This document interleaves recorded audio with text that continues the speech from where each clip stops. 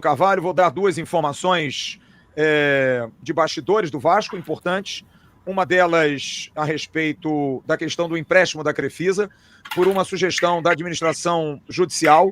O Vasco fez uma mudança nos termos de pedido de empréstimo. O Vasco tinha dado 20% das ações da SAF e foi feito um reajuste para 10%, o que é mais razoável, porque o cálculo é, se você deve 80 milhões, 20% vale 200, não tem nada a ver. Então reduziu para 10% e o que foi concluído através de nota é isso. Com isso, a garantia a ser oferecida ao financiamento pretendido pelas recuperandas corresponderá à constituição de alienação fiduciária de 10 mil ações ordinárias de classe A livres e desembaraçadas de propriedades do CRVG, representativas de 10% do capital social da Vasco SAF. As referidas ações integram o ativo não circulante do CRVJ, razão pela qual a constituição da garantia requer autorização judicial nos termos do artigo e da lei. Então, o Vasco fez esse pedido e deu o ok à Crefisa. A Crefisa aceitou a redução de 20% para 10%. E notícia que saiu agora à noite, eu fico até triste com isso, mas a gente tem que registrar aqui, o Vasco soltou uma nota oficial que diz que o ex-atleta Valdir Bigode, em entrevistas recentes, fez graves acusações ao afirmar que haveria irregularidades na fila... Opa, tá passando. Tá aqui. Fez graves acusações ao afirmar que haveria irregularidades na fila de pagamentos de dívidas com supostos privilégios concedidos a determinados credores. O Vasco da Gama já apresentou de forma transparente que essas alegações são completamente infundadas. Trata-se de uma informação falsa cujo principal objetivo é tentar desestabilizar o processo de reestruturação financeira e a recuperação judicial em curso. Diante da gravidade das declarações, o ex-jogador Valdir Bigode será acionado judicialmente e terá de comprovar o que vem afirmando. Cara, assim, eu lamento. Eu não sei se deveria fazer essa exposição toda, eu acho que é uma coisa que, tá bom, o Valdir errou, chama nas internas e conversa, cara. Sinceramente, eu não gosto dessa exposição, sabe? O Valdir não é um jogador qualquer na história do Vasco, não é um jogador largado na história do Vasco. Ok, que ele pode ter dado uma declaração pesada, mas não sei se vale a tanto isso. Mas enfim, diga, Jean. Ô Flávio, mas peraí, Flávio. A declaração que o Valdir deu é que os amigos do Pedrinho estavam tendo benefícios na hora de receber. É essa a declaração. Isso. É uma declaração muito pesada. Porque daí envolve a índole das pessoas que estão lá dentro. Sim. A gente tem que cuidar com isso também.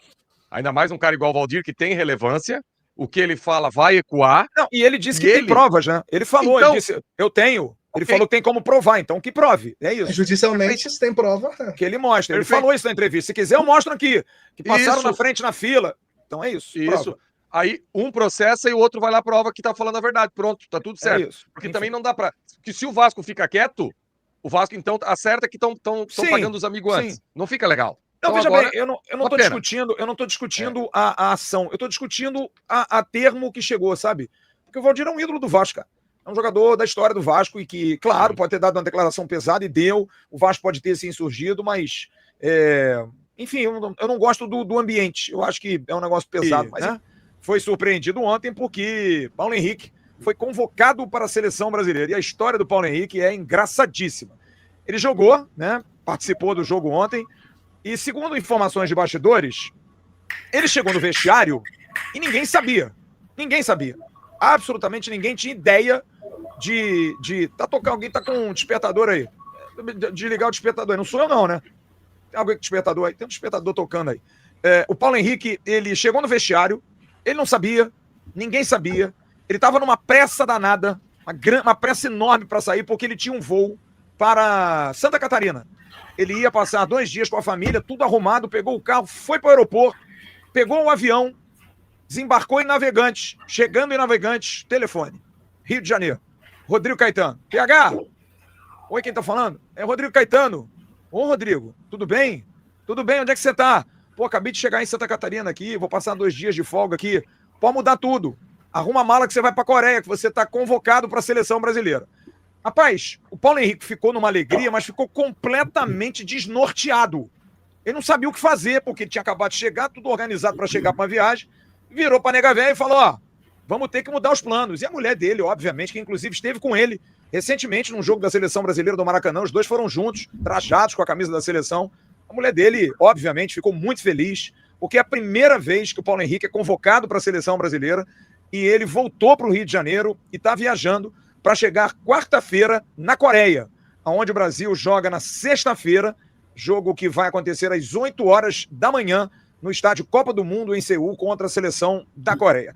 Paulo Henrique, que vai ficar até o dia 14, porque o Brasil joga na terça-feira em Tóquio contra o Japão, e aí tem a dúvida, porque dia 15 tem jogo em Fortaleza. O jogo em Tóquio vai acontecer às 7h30 da manhã de terça-feira, 19h30, horário do Japão, e vai ter uma operação de guerra. É bom lembrar que são 4 jogadores convocados no Brasil. Os laterais Paulo Henrique e Vitinho do Botafogo, o zagueiro do Cruzeiro Fabrício Bruno e o goleiro do Corinthians, Hugo Souza. A CBF vai montar uma estratégia junto com o Vasco para poder trazer jogadores, né? Mas é uma situação bastante complicada. O Paulo Henrique comemorou hoje nas redes sociais, ele só conseguiu postar alguma coisa hoje, ser convocado para defender a seleção brasileira, a verdadeira definição de realização de um sonho. Um sonho que começou lá atrás, quando ainda era um menino que dava apenas os primeiros passos no futebol. E realizar também o sonho do meu pai, dos meus familiares e todos os que estão sempre na torcida por mim. Faltam palavras para explicar o que estou sentindo nesse momento. Somente agradecer a Deus por me proporcionar tudo isso. Obrigado a todos que sempre estiveram comigo e ao Vasco por me ajudar a chegar até aqui. A honra e glória é para ti, Jesus, disse o lateral Paulo Henrique. Acho uma coisa assim legal, porque o Vasco é um clube que está tão afastado de tudo, né? A gente tem estado tão ao largo de tudo. O Vasco é afastado da mídia, o Vasco é esquecido por algumas coisas que ele faz. O Vasco ele é tão... O Vasco tem sido colocado em segundo plano em absolutamente tudo por conta de tudo isso que está acontecendo. Então, quando a gente tem um jogador nosso convocado para a seleção, e eu me lembro bem dessa época do Bruno, o Vasco tinha sempre jogadores para a seleção. Aquele time campeão brasileiro em 89 era apelidado de Célé Vasco. O Vasco, quando montou aquele time maravilhoso, final dos anos, ali, 97, era um timaço que só tinha jogador de seleção. A gente chegou a ter uma época do Vasco ter, no mesmo jogo, Euler Romário, Juninho Paulista e Juninho Pernambucano formando o ataque da seleção. O time de 2000, que disputou o Mundial, a Copa João Avelange, a mesma coisa, né?